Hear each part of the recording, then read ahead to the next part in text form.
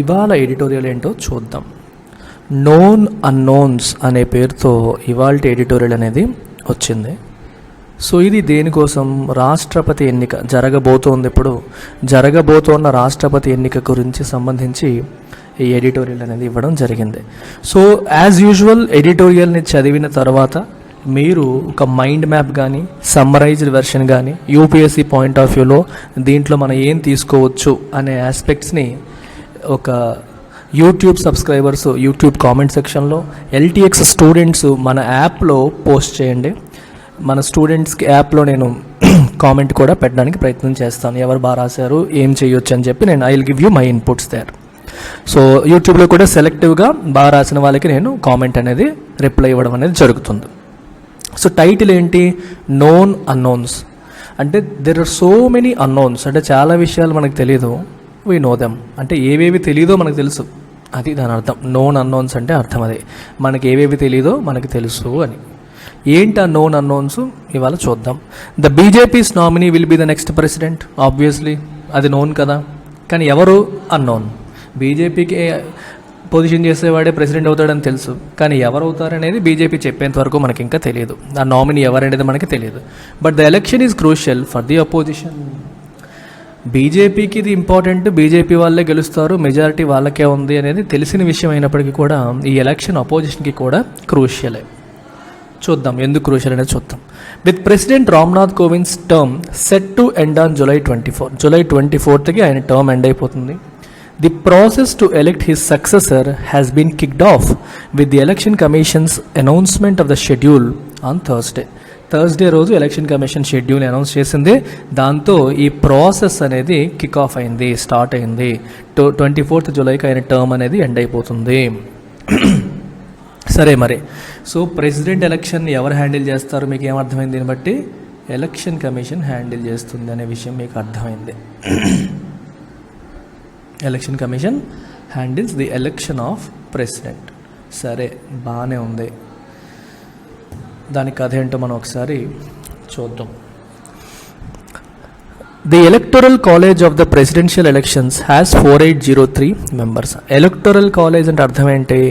Presidential ఎలక్షన్లో vote వేసే హక్కు కలిగిన వాళ్ళు. Which includes 233 Rajya Sabha members, 543 Lok Sabha members, 4033 MLAs of state assemblies. అయితే కొంచెం బ్యాక్గ్రౌండ్ కొంచెం కవర్ చేద్దాం. మరి ఏ బ్యాక్గ్రౌండ్ లేకుండా వెళ్ళిపోతున్నాం మనం, ఏ బ్యాక్గ్రౌండ్ లేకుండా వెళ్ళిపోకుండా కొంచెం బ్యాక్గ్రౌండ్ కవర్ చేద్దాం. ఫస్ట్ ఆఫ్ ఆల్ దీనికి సంబంధించిన కొన్ని ఆర్టికల్స్, ఇంపార్టెంట్ ఆర్టికల్స్ ఒకసారి మనం చూస్తే, ఆర్టికల్ 62 కాన్స్టిట్యూషన్లో ఆర్టికల్ 62 ఉంది. ఇట్ సేస్ ప్రెసిడెంట్ యొక్క ఎలక్షన్ అనేది ఇన్కంబెంట్స్ టర్మ్, అంటే ప్రెసిడెంట్ ఉన్న ప్రెసిడెంట్ టర్మ్ ఎండ్ అయ్యే లోపు ఎలక్షన్ అనేది జరగాలి. So election must be held, election must be held before completion of term of the incumbent. President ఎవరైతే ఉన్నారో ఆయన టర్మ్ కంప్లీట్ అయ్యే లోపు ఎలక్షన్ జరగాలి అనేది ఒక పాయింట్. నెక్స్ట్ పాయింట్ ఏంటి? నెక్స్ట్ ఆర్టికల్, ఇంపార్టెంట్ ఆర్టికల్ ఏంటనేది చూద్దాం. మరి ఎవరు కండక్ట్ చేస్తారు? ఎలక్షన్ కమిషన్ ఆఫ్ ఇండియా అనేది కండక్ట్ చేస్తుంది. సో ఈ విషయం అనేది మీకు తెలిసిందే. మరి ఎలక్షన్స్లో వీ నీడ్, మన జనరల్ ఎలక్షన్స్ అనుకోండి మనందరం ఓట్లు వేస్తాం, కానీ ప్రెసిడెంట్ ఎలక్షన్కి ఎలక్టోరల్ కాలేజ్ ఎవరు? ఎలక్టోరల్ కాలేజ్ అంటే ఓట్లు వేసేది ఎవరు? అది ఆర్టికల్ 54లో మెన్షన్ చేశారు.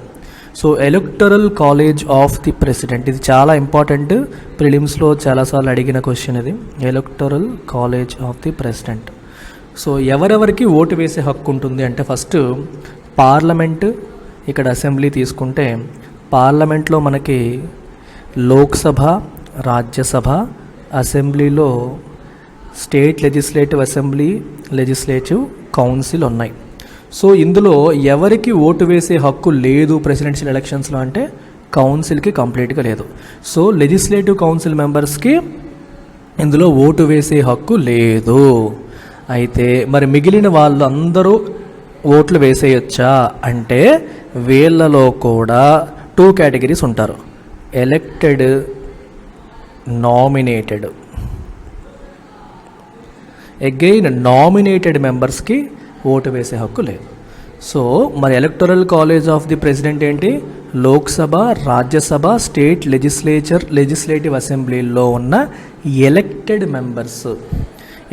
Members of legislative assembly, Lok Sabha and Rajya Sabha. When I say legislative assembly, it also includes National Capital Territory of Delhi and Puducherry. ఎందుకంటే ఈ రెండు ప్రాంతాల్లో కూడా యూనియన్ టెరిటరీ, ఇది యూటీ ఆఫ్ పుదుచ్చేరి. ఇక్కడ కూడా లెజిస్లేటివ్ అసెంబ్లీ ఉంది, పుదుచ్చేరిలో ఉంది, ఎన్సిటీ ఆఫ్ ఢిల్లీలో కూడా ఉంది. కాబట్టి అక్కడ ఉన్న ఎలక్టెడ్ ఎమ్మెల్యేస్ కూడా పార్టిసిపేట్ చేయవచ్చు. అందరూ కూడా దీంట్లో పార్టిసిపేట్ చేస్తారు. ఇది మీరు గుర్తుపెట్టుకోండి. నెక్స్ట్ ఇంకా ఇంపార్టెంట్ కొన్ని ఆస్పెక్ట్స్ మనం చూద్దాం. ఇంకొన్ని ఇంపార్టెంట్ ఆస్పెక్ట్స్ ఏంటి? ఇప్పుడు చూడండి, ప్రెసిడెన్షియల్ ఎలక్షన్లో ఎలక్షన్ కమిషన్ ఆఫ్ ఇండియా యొక్క రోల్ ఏంటి? ఎలక్షన్ కమిషన్ ఆఫ్ ఇండియా ఎలా కండక్ట్ చేస్తుందంటే ఆర్టికల్ 324 ఆఫ్ ది కాన్స్టిట్యూషన్ మీరు చూడాలి. సో ఇందులో plus presidential and vice presidential elections act 1952 and presidential and vice presidential election rules 1974. So ఇవన్నీ ఈ మూడు మనం చూడాలి. Article 324, presidential and vice president elections act 1952, presidential and vice president election rules 1974. ఇవన్నీ మనకి ఎలక్షన్ కమిషన్ ఆఫ్ ఇండియాకి అథారిటీని ఇస్తాయి. ఏ విషయంలో? ప్రెసిడెంట్ అండ్ వైస్ ప్రెసిడెంట్ ఎలక్షన్లో ఎలా చేయాలి. సో ప్రొసీజర్ అంతా కూడా వీటిని ఫాలో అయ్యి ఎలక్షన్ కమిషన్ ఆఫ్ ఇండియా అనేది చేయడం అనేది జరుగుతుందన్నమాట. ఇది మనం గుర్తుపెట్టుకోవాల్సిన అంశం. సో ఈ ఓట్ షేర్స్ ఇవన్నీ మనం చూడాలి. అవన్నీ కూడా మీరు ఎక్కడ చేస్తారంటే, మీకు ఒక లింక్ పెడతాను. నేను 2020లోనే ప్రెసిడెంట్ ఎలక్షన్ ఎలా జరుగుతుందని చెప్పి ఒక వీడియో చేశాను. I will put the link in డిస్క్రిప్షన్లో మీకు లింక్ కనిపిస్తుంది. అలాగే మన టెలిగ్రామ్ ఛానల్లో కూడా నేను ఆ వీడియో పెడతాను. నేను ఆల్రెడీ చేశాను, కంప్లీట్ డీటెయిల్స్తో how president of India is elected అని ఒక వీడియో చేయడం జరిగింది. ఆ వీడియో లింక్ డిస్క్రిప్షన్లో పెడతాను, టెలిగ్రామ్ ఛానల్లో కూడా పెడతాను, మన యూపీఎస్సీ టెలిగ్రామ్ ఛానల్లో పెడతాను. టెలిగ్రామ్ ఛానల్ మీకు కామెంట్ సెక్షన్లో డిస్క్రిప్షన్లో కనిపిస్తుంది. You can click and join the channel. ఆ వీడియో చూడండి, మీకు కంప్లీట్గా అర్థమవుతుంది. క్లోజ్ టు 30-40 మినిట్స్లో మొత్తం అంతా డీటెయిల్గా కవర్ చేయడం జరిగింది అందులో. సో ఎలక్టోరల్ కాలేజీలో ఎవరున్నారు? 4803 మెంబర్స్ ఉన్నారు. అందులో 233 Rajya Sabha members, 543 Lok Sabha members, 4033 MLAs of state assemblies. మొత్తం కలిపి మనకి ఎలక్టోరల్ కాలేజ్ అయింది. ఈ లోక్సభ, రాజ్యసభ ఎంపీసీ యొక్క total vote value and MLAs యొక్క total vote value more or less same ఉంటుంది, ఆల్మోస్ట్ సేమ్ ఉంటుంది అనమాట.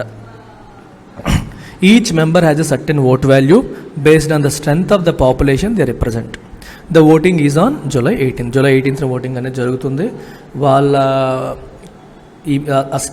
చెప్తాను, ఇదంతా మీకు ప్రొసీజర్ చూస్తే కానీ అర్థం కాదు, కాంప్లికేట్ అయిపోతుంది. సో ఖచ్చితంగా కూడా how president of India is elected అనే నేను చేసిన వీడియో ఖచ్చితంగా చూడండి, ఎండ్ టు ఎండ్ మీకు అర్థమవుతుంది. The total value of the votes that will be up for grasp is 10,86,431. ఇది టోటల్ వాల్యూ ఆఫ్ ఓట్స్. ఇందులో బీజేపీ లెడ్ ఎన్డీఏ స్టాలీ ఎంత? 5,25,706. అంటే ఎన్డీఏకి ఆల్రెడీ 5,25,706 ఓట్లు ఉన్నాయి. ఒక 20,000 ఓట్లు మాత్రమే షార్ట్ ఆఫ్ మెజారిటీకి 20,000 ఓట్లు షార్టేజ్లో ఉండిపోయింది. But there is no doubt that its nominee will occupy Rashtrapati Bhavan. కానీ డౌట్స్ ఏం పెట్టుకోకలేదు, బీజేపీ నామినీయే రాష్ట్రపతి భవన్ని ఏలుకోవడం అనేది జరుగుతుంది. అందులో ఎటువంటి డౌట్స్ మనం పెట్టుకోవాల్సిన అవసరము లేదు. Biju Janata Dal with 31,686 votes, YSR Congress with 43,450 votes have conveyed to government their whole hearted support. ఆంధ్రాకి చెందిన వైఎస్ఆర్సీపీ, ఒరిస్సాకి చెందిన బీజేడీ ఆల్రెడీ రెండు కలిపి క్లోజ్ టు 75,000 వరకు ఓట్స్ ఉన్నాయి.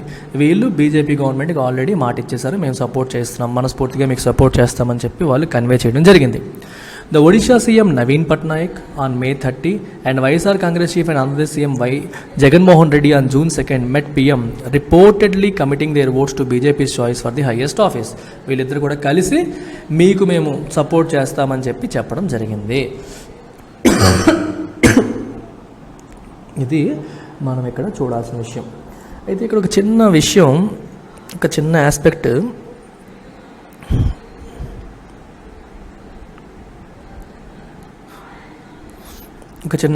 చిన్న టిడ్బిట్స్ కొన్ని చెప్తాను, అది గుర్తుపెట్టుకోండి. సో టిడ్బిట్స్ ఏంటంటే చెప్తాను. ఇప్పుడు చూడండి, ఎంపీ ఉన్నారు, ఎమ్మెల్యేస్ ఉన్నారు కదా. ఎంపీ ఓట్ వాల్యూ వచ్చేసి 700 వస్తుంది. ఇందులో కూడా ప్రివెంటివ్ డిటెన్షన్లో ఉన్న వాళ్ళు కూడా ఓటు వేయొచ్చు. ప్రివెంటివ్ డిటెన్షన్ అంటే అర్థం ఏంటి? వాళ్ళ వల్ల లా అండ్ ఆర్డర్ దెబ్బతింటుందని భావించి వాళ్ళ ఇంట్లోనే డిటైన్ చేస్తూ ఉంటారు, అలాంటి వాళ్ళు కూడా ఓటు వేయొచ్చు. అలాగే జైల్లో ఉన్న ఎంపీలు కొంతమంది ఉంటారు, వాళ్ళు పెరోల్కి అప్లై చేయాలి. పెరోల్కి అప్లై చేసి వాళ్ళకి పెరోల్ వస్తే even they can also vote.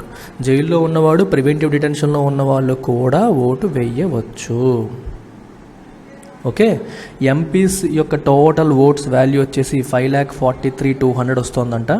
MLAs యొక్క టోటల్ ఓట్ వాల్యూ వచ్చేసి మనకి 5,43,231 వస్తుంది. ఆల్మోస్ట్ సేమ్, మోరార్లెస్ సేమే వస్తాయి. మొత్తం కలిపి మీకు ఆ ఫిగర్ వస్తుంది అనమాట.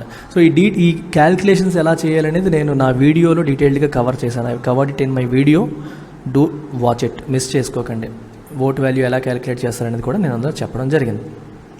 Even though the outcome is foretold, outcome అంటే రిజల్ట్ అనేది ముందే తెలిసిపోయినప్పటికీ, the contest will have many layers of political meaning and symbolism. ఈ కాంటెస్ట్కి many layers of political meaning ఉంది, సింబాలిజం ఉంది. అంటే ఇది చాలా విషయాల్ని సింబలైజ్ చేస్తుంది. అంటే ఈ కాంటెస్ట్లో ఎవరికి సపోర్ట్ చేస్తున్నారు, ఈక్వేషన్స్ ఎలా ఉంటాయి, అపోజిషన్ అంతా కలుస్తుందా కలవదా అనేది ఒక ఆస్పెక్ట్. మీరు బీజేపీ పాయింట్ ఆఫ్ వ్యూలో తీసుకుంటే, బీజేపీకి ఆల్రెడీ ఒక చెడ్డ పేరు వచ్చింది. అంటే మత కలహాన్ని సృష్టిస్తోందని, హార్మోనీని చెడగొడుతోందని, పరమత సహనం అనేది చూపించట్లేదని, ఇలా రకరకాల బ్యాడ్ నేమ్ బీజేపీకి రావడం జరిగింది. ఫర్ ఎగ్జాంపుల్, ఇప్పుడు బీజేపీ ఒక ముస్లిం క్యాండిడేట్ని ప్రెసిడెంట్ కింద ప్రపోజ్ చేసింది అనుకోండి, అది బీజేపీ యొక్క ఇమేజ్ని ఒక్కసారిగా మార్చేస్తుంది. That is called political symbolism. ఇప్పుడు ఒక దళితుడిని మనకి ప్రెసిడెంట్గా పెట్టారు లాస్ట్ టైం, రామ్నాథ్ కోవింద్ గారిని. ఇప్పుడు ఆయన ప్లేస్లో మళ్ళీ ఇంకో దళితుడిని పెట్టచ్చు, లేదా ఒక ముస్లిం మైనారిటీకి చెందిన వాళ్ళు, ఒక క్రిస్టియన్కి చెందిన వాళ్ళని పెట్టారు అనుకోండి for example. It sends a strong message to the society, to the people, that BJP has a lot of tolerance for other religions. They have a lot of respect for other religions అనే meaning ఇంటర్నల్గా ఇంటర్నేషనల్గా కూడా వెళ్తుంది. రీసెంట్గా కొంచెం India పేరు దెబ్బతినింది, మైనారిటీస్కి కొంచెం ఇబ్బంది పెడుతున్నారు అనే మాటలు వస్తున్నాయి. సో అలాంటి మాటలు ఒకసారిగా షట్ అయిపోతాయి. నెక్స్ట్ ఇప్పుడు రాబోతున్న 2024లో రాబోతున్న ఎలక్షన్స్కి BJP can use this election, presidential election, as a tool to convey a meaning, a political symbolism అంటాం. ఒక సైన్, ఒక సింబల్, ఒక ఇండైరెక్ట్గా కన్వే చేయడానికి ఈ ఎలక్షన్ ఉపయోగించుకునే అవకాశం బీజేపీ గవర్నమెంట్కి ఉంది. And therefore it will be keenly watched by the country and the world. ప్రపంచం అంతా చూస్తుంది, దేశం అంతా కూడా ఏం చేస్తారు బీజేపీ వాళ్ళు, అధికారంలో ఉన్న వాళ్ళని చెప్పి చూడడం జరుగుతుంది. The new president will take over at a time when the country is faced with a crippling religious polarisation and other challenges. ఎలా ఉంది పరిస్థితి ఇప్పుడు? రిలీజియస్ పోలరైజేషన్ చాలా ఎక్కువగా ఉంది. పోలరైజేషన్ అంటే అర్థం ఏంటి? భిన్న ధృవాలుగా విడిపోవడం. పోల్ ధ్రువం, అంతే కదా, భిన్న ధృవాలు అంటే గ్రూపులుగా విడిపోయి, కొంతమంది ఒక మాట మీద, ఇంకొంతమంది ఇంకో మాట మీద విడిపోయి కొట్టుకునే పరిస్థితులు, ఒకరినొకరు తిట్టుకునే పరిస్థితులు మన దేశంలో వచ్చేస్తున్నాయి. క్రిప్లింగ్ అంటే డ్యామేజింగ్ అని, క్రిపుల్ అంటే కుంటివాడు అని అర్థం. క్రిప్లింగ్ అంటే అంత చక్కగా సామరస్యంగా యూనిటీ డైవర్సిటీతో ప్రశాంతంగా వెళ్ళే దేశం కొంచెం ఇబ్బందులు పడే పరిస్థితులు కనిపిస్తున్నాయి. సామరస్యం, హార్మోని దెబ్బతినే పరిస్థితులు అనేవి కనిపిస్తున్నాయి. ఈ పోలరైజేషన్ అనేది ఎక్కువైపోతుంది. People are being divided into anti Muslim, pro Muslim, anti Hindu, pro Hindu, ఇలా పోలరైజ్ అయిపోతున్నారు. This is the second presidential election where Jammu and Kashmir's legislators will not participate. JNK's legislators participate చెయ్యని ఎలక్షన్ ఇది. But the first after it became a UT in 2019. అది union territory అయిన తర్వాత జరుగుతున్న మొట్టమొదటి election అని మనం చెప్పొచ్చు. In the nomination of Mr. Kovind, a Dalit from the heartland, BJP sent a political message 5 years ago. దళితుడిని ప్రెసిడెంట్గా చేసి ఒక పొలిటికల్ మెసేజ్ పంపించింది. అంటే మైనారిటీస్కి బీజేపీ వ్యతిరేకం కాదు. బీజేపీలో ఎక్కువగా బ్రాహ్మిన్ కమ్యూనిటీ ఉండడం, ఎక్కువగా వాళ్ళు అగ్ర కులాలకి ప్రాధాన్యత ఇస్తారు అనే ఒక ఇమేజ్ అనేది ఒకప్పుడు ఉండిపోయేది. ఆ ఇమేజ్ని కొంతవరకు మోదీ తొలగించారు. ఎందుకంటే మోదీ బీసీ వర్గానికి చెందిన నేత. తర్వాత ఒక దళితుడిని ప్రెసిడెంట్గా చేయడం ద్వారా కూడా బీజేపీ తన ఇమేజ్ని మార్చుకోగలిగింది. మీరు ఎస్పెషల్లీ ఉత్తరప్రదేశ్ లాంటి రాష్ట్రాల్లో తీసుకుంటే అక్కడ ఎస్సీ ఎస్టీ కమ్యూనిటీ ఓట్లు ఎక్కువగా బహుజన్ సమాజ్ పార్టీకి, సమాజ్వాదీ పార్టీకి వెళ్తూ ఉంటాయి. మైనారిటీ ఓట్లు, ముస్లిం మైనారిటీ ఓట్లు, క్రిస్టియన్ ఓట్స్ జనరల్గా కాంగ్రెస్ పార్టీకి వెళ్తూ ఉంటాయి. బీజేపీకి ఎక్కువగా అగ్ర కులాల నుంచే ఓట్లు వచ్చేవి. ఈ చిన్న కులాలు కావచ్చు, వేరే మతాల నుంచి ఓట్లు అనేవి బీజేపీకి అసలు పడేవే కాదు. అందరికీ చేరువ కావాలి అనే ఉద్దేశంతో it was a political step that the BJP took by making a Dalit the president of India. అలా బీజేపీ. కాంగ్రెస్ అబ్దుల్ కలాం గారిని చేయడం విచిత్రం కాదు. కాంగ్రెస్ మొదటి నుంచి ముస్లిమ్స్కి అనుకూలంగా ఉన్న పార్టీ. బీజేపీకి నెగిటివ్ ఇమేజ్ ఉంది మైనారిటీస్ విషయంలోనూ, అలాగే మన చిన్న ఎస్సీ ఎస్టీ కమ్యూనిటీస్, అగ్ర కులాలు కాకుండా అణగారిన వర్గాలు, ఈ చిన్న కులాల విషయంలో బీజేపీ కొంచెం సపోర్టివ్గా ఉండదు అనే నెగిటివ్ ఇమేజ్ ఉంది. ఆ ఇమేజ్ని పోగొట్టుకోవడానికి, ఇమేజ్ని మేక్ ఓవర్ చేయడానికి బీజేపీ దీన్ని ఒక టూల్గా ఉపయోగించుకునే అవకాశం ఉంది. It will certainly have another one this year. ఇంకొక అవకాశం బీజేపీకి లభిస్తుంది ఈసారి. That is being anticipated eagerly to read into what the BJP strategy will be going into the 2024 general election. మీకు ఇంతవరకు ఇదే మాట్లాడుతాను. 24 జనరల్ ఎలక్షన్స్కి బీజేపీ స్ట్రాటజీ ఏంటి అనేది మనకి ఈ స్టెప్ ద్వారా మనకు తెలుస్తుంది. యాంటిసిపేట్ అంటే వెయిట్ చేయడం అనమాట. ఈగర్గా, చాలా ఉత్సాహంగా అందరూ యాంటిసిపేట్ చేస్తున్నారు బీజేపీ ఏం చేస్తుంది. ఈ స్టెప్ ద్వారా బీజేపీ యొక్క స్ట్రాటజీ ఏంటని మనకు ఒక ఐడియా వచ్చేస్తుంది. The presidential poll will also be a test for the opposition. అపోజిషన్కి కూడా ప్రెసిడెన్షియల్ పోల్ ఒక టెస్టే. ఏ విషయంలో? In terms of its unity. మరి బీజేపీ ఒక జగర్నాట్ అయిపోయింది.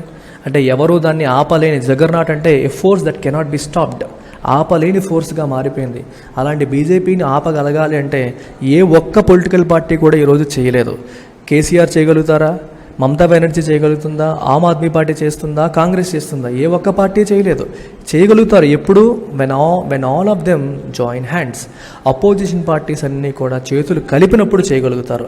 సో ఇప్పుడు అపోజిషన్ అనేది ప్రెసిడెన్షియల్ ఎలక్షన్లో యునైటెడ్ ఫ్రంట్ డిస్ప్లే చేయగలుగుతారా, అందరూ చేతులు కలుపుతారా లేదనేది కూడా మనకి ఈ ఎలక్షన్లో తేలిపోతుంది. Okay, in terms of unity, leadership and talking points.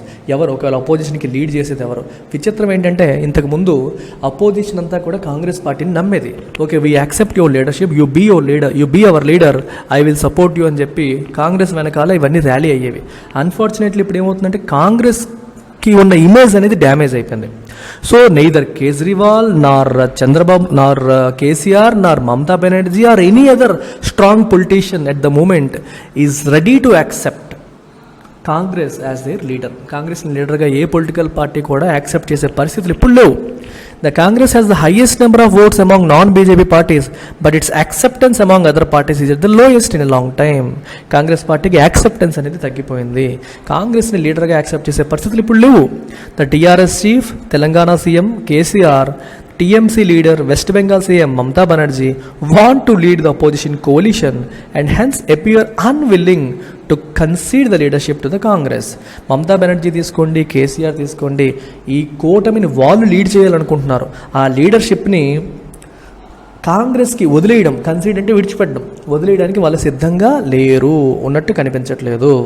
Though they have not made any public statement on the question. ఆ విషయంలో పబ్లిక్ స్టేట్మెంట్ ఇవ్వనప్పటికీ కూడా వాళ్ళకి లీడర్షిప్ని కాంగ్రెస్కి వదిలేసే పరిస్థితులు కనిపించట్లేదు.